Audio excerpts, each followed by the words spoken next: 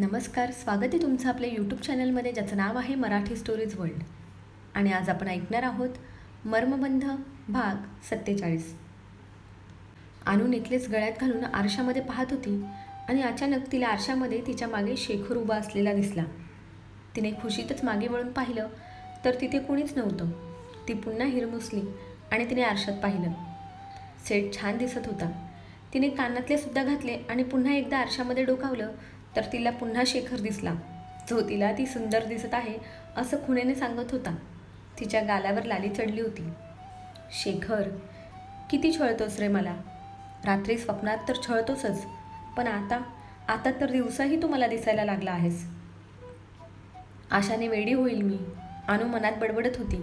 तिच्या चेहऱ्यावर हसू होतं. अनु, काय झालं? आवडला नाही का नेकलेस? निशिगंधाने विचारलं. नाही आई, आवडला. नाही आवडला ना, मग दुसरा घेऊ, निशिगंधा म्हणाल्या. तसं नव्हतं म्हणायचं मला आवडला आहे हा नेकलेस. अनु जरा गडबडली होती. अच्छा ठीक आहे, हा पॅक करा, निशिगंधा म्हणाली. प्रिया, तुझं काय? तुला आवडला की नाही? निशिगंधाने विचारलं. हो मावशी, मला हा सेट आवडला, प्रिया म्हणाली. वा, छान आहे, निशिगंधाने पाहिला. अनमोल बेटा, तू का काही घेत नाहीस? पुरुषोत्तमने विचारलं. काका, मी एवढी हेवी ज्वेलरी नाही घालत. मी फक्त डायमंडचे इयरिंग घालणार आहे आणि ते मी ऑलरेडी घेतले आहेत, अनमोल म्हणाली. बरं ठीक आहे तर मग, पुरुषोत्तम म्हणाले. अनु, प्रिया, तुम्ही काय घालणार आहात एंगेजमेंटमध्ये, साडी की लेहंगा? सुनंदाने विचारलं. मी लेहंगा घालेल, प्रिया म्हणाली. मी सुद्धा, अनु म्हणाली. ठीक आहे मग, चला तुमची खरेदी करू, पुरुषोत्तम म्हणाले. बाबा, मगाशी नक्षत्राबरोबरच घ्यायला हवं होतं. आपला वेळ वाचला असता ना, अनु म्हणाली. हो, पण म्हटलं अगोदर नक्षत्राची सगळी खरेदी होऊ द्यावी. तिचं काही राहायला नको मागे. आपली शॉपिंग काय होत राहील सावकाश, पुरुषोत्तम म्हणाले. हो, ते तर आहेच, अनुने देखील मान डोलवली. सगळे बोलता बोलता लेडीज वेअरच्या सेक्शनकडे गेले. प्रियाला अजिंक्य लेहंगा सिलेक्ट करायला हेल्प करत होता. सुनंदा आणि निशिगंधा अनमोलच्या खरेदीमध्ये बिझी होत्या. नक्षत्र आणि मनीष प्रिन्सेसला घेऊन बाहेर गेले होते. ते तिला बाहेर असणाऱ्या टॉय कारमधून फिरवत होते आणि तीही एन्जॉय करत होती. निशांत आणि पुरुषोत्तम कसल्याशा टॉपिकवर चर्चा करत होते. अनु मात्र शेखरला मिस करत होती. ती एक लेहंगा उचलून अंगाला लावत होती, पण तिला काहीच आवडत नव्हतं. तिने एक लेहंगा उचलला आणि आरशासमोर जाऊन उभी राहिली. ती जशी आरशासमोर गेली, तिला मागे शेखर दिसला. तिने पटकन पलटून मागे बघितलं, पण आता तिथे कुणीच दिसलं नाही. तिने पुन्हा आरशात बघितलं आणि चमत्कार व्हावा असा शेखर पुन्हा तिथेच उभा दिसला. आता तर तिला कन्फर्म झालं होतं, हा तिचा भास आहे. वेड लावला आहेस तू शेखर मला, अनु स्वतःशीच पुटपुटली आणि गालात हसली. तिने एक लेहंगा अंगाला लावला आणि आरशातूनच शेखरकडे पाहिलं. त्याने हात हलवून नाहीमध्ये इशारा केला. तिने तो ठेवला आणि दुसरा लेहंगा घेतला. पुन्हा शेखरकडे पाहिलं. त्याने एव्हरेज आहे असं खुणेने सांगितलं. एक करत तिने बरेच लेहंगे ट्राय केले. शेखरने एका लेहंग्याकडे इशारा केला आणि तिने तो अंगाला लावून बघितला. शेखरने छान दिसत आहे असा इशारा केला आणि तिच्या चेहऱ्यावर भली मोठी स्माईल आली. काय गाणू, तुला काही पसंत पडलं की नाही? सुनंदा मावशींनी विचारलं. मावशी, हा कसा दिसतोय? अनुने विचारलं. छान आहे, सुनंदा म्हणाल्या. मला आवडला, अनु म्हणाली आणि तिने पुन्हा आरशातून शेखरकडे पाहिलं तर तो हसत होता. तिने श्वास रोखून पुन्हा मागे बघितलं तर शेखर पुरुषोत्तमच्या मागे उभा होता. आता तर हा मला आरशाच्या बाहेरसुद्धा दिसायला लागला. अनु, गप्प बस, नाहीतर सगळे तुला वेड्यात जमा करतील. तिने शेखरकडे बघत एक औंढा गिळला. अनमोल, प्रिया आणि अनुची शॉपिंग झाली होती. निशी, तू आणि सुनंदा काय घेणार आहात? पुरुषोत्तमने विचारलं. मला काही नको, माझ्याकडे बऱ्याच साड्या आहेत, निशिगंधा म्हणाली. ते काही नाही, तुला साडी घ्यावीच लागेल, पुरुषोत्तम म्हणाले. आणि सुनंदा, तुझं काय? तुम्ही साडी घेता की तुम्हालाही लेहंगा घ्यायचा आहे? पुरुषोत्तम म्हणाले आणि सगळे हसायला लागले. नाही हा भाऊजी, मला आपली साडीच बरी, सुनंदा म्हणाल्या. अजिंक्य, बघ बरं ही साडी कशी वाटते? निशिगंधाने विचारलं. मावशी, तू ही ग्रीन कलरची साडी घे, तुला छान दिसेल, अजिंक्य निशिगंधाच्या अंगावर एक साडी ठेवत म्हणाला. तिने एकदा पुरुषोत्तमकडे पाहिलं. हो, हा कलर छान दिसतोय तुझ्यावर, पुरुषोत्तम म्हणाले. बरं ठीक आहे मग, मी हीच साडी घेते, निशिगंधा म्हणाली.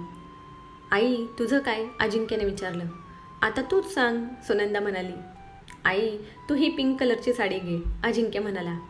अरे वा, यांची शॉपिंग तर पटकन आवरली, पुरुषोत्तम म्हणाले. मी मदत केली म्हणून अजिंक्य कॉलर उडवत म्हणाला. बरं चला आता आपलीसुद्धा शॉपिंग करून घेऊ. अजिंक्य आणि शेखर तुम्ही काय घेणार आहात, पुरुषोत्तमने विचारलं. जसं शेखरचं नाव अनुने ऐकलं, अनुचे डोळे मोठे झाले होते. शेखर पुरुषोत्तमच्या मागून पुढे आला आणि अनु डोळ्यांची उघडझाप करत त्याच्याकडेच बघत होती. याचा अर्थ शेखर इथेच होता, तो माझा भास नव्हता की तो भास होता आणि शेखर आत्ता आला आहे. अरे देवा, काय होतंय मला. अनुने मनातच डोक्याला हात लावला. ती शेखरकडे भूत पाहिल्यासारखी पाहत होती. अनु काय झालं, अशी का बघत आहेस, प्रियाने तिला कोपराने ढोसत विचारलं. शेखर कधी आला, ती अडखळत म्हणाली आणि सगळे हसायला लागले. याचा अर्थ तुम्ही सगळे मिळून मला फसवत होतात, अनु गाल फुगून म्हणाली. अच्छा मॅडम, आम्ही फसवत होतो ते कळलं, पण ज्याला सकाळपासून मिस करत होतात त्याला आम्ही घेऊन आलो हे नाही कळलं, अनमोल कमरेवर हात ठेवून म्हणाली आणि अनु लाजली. अजिंक्य, पुरुषोत्तम, शेखर आणि निशांची शॉपिंग करून ते सर्व एका रेस्टॉरंटमध्ये गेले. रेस्टॉरंट खूप छान आहे बाबा, शेखर रेस्टॉरंटवर नजर फिरवत म्हणाला. हो, तुझ्या आईचं फेवरेट रेस्टॉरंट आहे हे, पुरुषोत्तम म्हणाले. पुरुषोत्तमने पूर्ण रेस्टॉरंट बुक केलं होतं, त्यामुळे त्यांच्याशिवाय तिथे बाहेरचं कुणीच नव्हतं. सगळ्यांनी जेवणावर ताव मारला होता. दिवसभराचा प्रवास, त्यात शॉपिंग, सर्व दमले होते. प्रत्येकाने आपापली रूम गाठली होती. शेखर मात्र अनुच्या रूममध्ये गेला. अनु प्रिन्सेसला झोपवत होती. तिने शेखरला पाहिलं तसं उठून बसली आणि डॅडा डॅडा करत त्याच्या मांडीवर जाऊन बसली. त्याने तिला उचलून घेतलं, तिच्या गालावर किस केलं आणि हलकेच तिच्या पाठीवरती थोपटलं. काही मिनिटांमध्येच ती झोपी गेली होती. अनु त्या दोघांकडे प्रेमाने पाहत होती. ती झोपल्यावर शेखरने तिला व्यवस्थित बेडवर झोपवलं आणि त्याने त्याचा मोर्चा अनुकडे वळवला. त्याने तिच्या गळ्यात हात टाकले. अनु, शेखरने आवाज दिला. तिने मान खाली घालत हुंकार भरला. अनु, मी ऐकलं तू मला खूप मिस करत होतीस आणि आता मी समोर आल्यावर माझ्याकडे बघतसुद्धा नाहीस, शेखर एका हाताने तिच्या हनुवटीला धरून चेहरा वर करत म्हणाला. अशी मस्करी कोण करतो, सरळ सांगायचं ना मला तू येणार आहेस म्हणून. उगाच मला छळत होतास ना. मला वाटलं सर्व माझ्या मनाचे खेळ आहेत, मी तुला खूप मिस करत आहेस म्हणून मला जिकडे तिकडे तू दिसतोयस. अनु त्याच्या छातीवर हात ठेवून त्याला ढकलत म्हणाली. सॉरी बाबा, पण मी तुझ्यासाठी धावत पळत आलो, त्याचं काही नाही, शेखर तिला जवळ उडत म्हणाला. काही नाही कसं, माझ्या चेहऱ्यावरती आनंद नाही दिसत आहे का तुला, तीसुद्धा त्याच्या छातीवर डोकं ठेवून विसावत म्हणाली. शेखरने तिला अलगद दोन्ही हातांवर उचललं आणि गॅलरीमध्ये घेऊन गेला. तो तिथे असणाऱ्या लाकडी स्विंगवर बसला आणि त्याने तिला त्याच्या मांडीवर बसवलं. तिनेही तिचे हात त्याच्या गळ्यात गुंफले. शेखर, पण तुझी उगाचच धावपळ झाली ना माझ्यामुळे. सॉरी, अनु म्हणाली. धावपळ अशी नाही, पण 1-2 कामं मात्र राहिली, शेखर म्हणाला. सॉरी, ती त्याला बिलगत म्हणाली. इट्स ओके, तो तिच्या डोक्यावर ओठ टेकवत म्हणाला. शेखर, रात्र खूप झाली आहे, गुड नाईट, अनु त्याच्या मांडीवरून उठत म्हणाली आणि त्याने तिला हाताला धरून खेचलं आणि पुन्हा मांडीवर बसवलं. तुला झोप येत असेल तर तू बिंदास झोप, पण मी तुला सोडून कुठेही जाणार नाही, शेखर तिच्या चेहऱ्यावरून एक बोट फिरवत सेडेक्टिव्ह व्हॉईसमध्ये म्हणाला आणि तिने एक औंढा गिळला. त्याच्या बोलण्याचा रोग समजताच तिच्या अंगामध्ये कंपन व्हायला लागली. पोटात फुलपाखरांनी फेर धरला. शेखर, नको तर हट्ट करू नकोस, जा बरं इथून, कुणी बघितलं तर काय विचार करतील, अनु म्हणाली. कुणी काही विचार करणार नाही आणि केला तर करू दे, मी घाबरत नाही, शेखर म्हणाला. शेखर, प्लीज ना, मला झोप येत आहे, अनु बळच शब्दांची जुळवाजुळव करत म्हणाली. मी जाणार नाही आणि तुला मी अजिबात त्राससुद्धा देणार नाही, फक्त माझ्याजवळ अशीच बसून राहा, शेखर तिच्या कपाळावर ओठ टेकवत म्हणाला. शेखर, दिवसेंदिवस तू हट्टी व्हायला लागला आहेस, अनु त्याला चापट मारत म्हणाली. तुझ्याच लाडाचे परिणाम आहेत हे, शेखर हसत म्हणाला. शेखर, तू पण ना, ती त्याला कमरेत विळखा घालत म्हणाली. त्याचे हात तिच्या पाठीवर विसावले होते. दोघेही एकमेकाला बिलगून बसले होते. हवा जाण्या इतकी जागा नव्हती दोघांच्या दरम्यान. बराच वेळ दोघेही तसेच बसले होते. गुड नाईट, जा जाऊन झोप, मी सुद्धा निघतो आता, खूप उशीर झाला आहे, शेखर म्हणाला. शेखर, थँक्यू, अनु म्हणाली. थँक्यू, आणि ते कशासाठी, शेखरने विचारलं. माझ्यासाठी वेळ काढून इथवर येण्यासाठी. कुणी सांगितलं मी तुझ्यासाठी आलो ते, मी तर माझ्यासाठी आलो. तुला आणि प्रिन्सेसला बघितल्याशिवाय मला राहणार होतं का? शेखरने विचारलं. Shekhar, I love you too. Good night, take care. शेखरने तिच्या कपाळावर ओठ टेकवले आणि तो बाहेर गेला. आई बाबा, शेखरने डोअरवर नॉक करत आवाज दिला. शेखर, ह्या वेळेस? पुरू निशीकडे पाहत म्हणाला. त्यावर तिने खांदे उडवले. पुरुषोत्तमने डोअर ओपन केलं. बाबा, तुम्हाला डिस्टर्ब नाही ना झालं? शेखरने विचारलं. नाही, अजिबात नाही, ये आत ये. आई झोपली होतीस का? शेखरने विचारलं. नाही रे राजा, झोपणारच होते आता. पण तू इतक्या रात्री सर्व ठीक तर आहे ना? निशिगंधाने काळजीने विचारलं. हो ग, किती काळजी करशील? शेखर बेडवर जाऊन झोपला आणि त्याने त्याचं डोकं निशिगंधाच्या मांडीवर ठेवलं. त्यावर पुरुषोत्तमने भुवया वर केल्या. आज काय इथे झोपायचा प्लॅन आहे की काय सुपुत्र तुमचा? पुरुषोत्तमने विचारलं. तसंच काहीसं समजा. मला आईच्या मांडीवर डोकं ठेवून झोपायचं आहे. थोडक्यात काय, मला लाड करून घ्यायच्या आहेत. शेखर निशिगंधाचा हात हातात घेत म्हणाला. हो रे बाळा, झोप तू इथेच. निशिगंधा त्याच्या केसातून मायेने हात फिरवत म्हणाल्या. अनुने हकलून दिलं म्हणून इथे आलेत तुमचे सुपुत्र, बाकी काही नाही. पुरुषोत्तम बेडवर बसत म्हणाले. काहीही काय बाबा? शेखर नजर चोरत म्हणाला. बाळा, बाप आहे मी तुझा. मगाशी अनुच्या रूममध्ये चोरून जाताना पाहिलं होतं मी तुला, पुरुषोत्तम म्हणाले. चोरून वगैरे काही नाही हा बाबा. मी तर प्रिन्सेसला गुड नाईट विश करायला गेलो होतो, शेखरने सांगितलं. हो, आणि 2 तास तू तिला अंगाई गात होतास. निशिगंधा त्याचा कान पकडत म्हणाली. आई, सोड ना गं. आणि तुम्ही दोघे काय माझी जासूसी करत होतात काय? की नजर ठेवून आहात माझ्यावर तुम्ही? शेखरने विचारलं. त्यावर दोघेही हसायला लागले. अरे, आम्ही तर अंधारात दगड मारला आणि बघ, बरोबर निशाण्यावर लागला. हो की नाही पुरू? निशिगंधा हसत म्हणाली. त्यावर शेखर फक्त गालात हसला. बरं, तू बोल, काय विचारायचं आहे तुला? पुरुषोत्तमने विचारलं. बाबा, मी तर... शेखर बोलता बोलता थांबला. शेखर, मी बाप आहे तुझा हे विसरू नको. बोल पटकन, पुरुषोत्तम म्हणाले. बाबा, तुम्ही भेटलात का कमिशनर साहेबांना? शेखरने विचारलं. हो, भेटलो आणि त्यांना सर्व केससुद्धा सांगितली आहे. ते त्यांच्या पद्धतीने शोध घेतील असं म्हणाले, पुरुषोत्तमने सांगितलं. मला अनु आणि प्रिन्सेसची काळजी लागून राहते बाबा. आणि त्या दिवसानंतर अनुसुद्धा खूप डिस्टर्ब झाली आहे, शेखरने सांगितलं. काळजी करू नकोस. कमिशनर साहेब माझे चांगले मित्र आहेत.